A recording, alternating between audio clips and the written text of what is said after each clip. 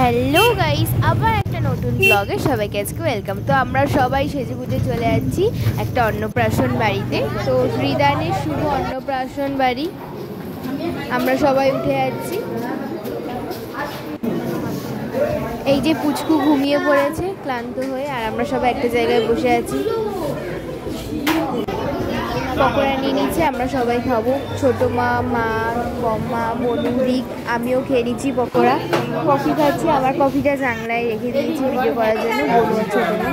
তো আমরা এখন সবাই রাত্রিবেলা খেতে যাবো উপরে। চলো, এই যে বনু কাকার দুজনের সাথে কথা বলছে। চানা মশলা খেয়ে নিচ্ছি লুচি, আর চিকেন স্যাটে আমরা খেয়ে নিচ্ছি।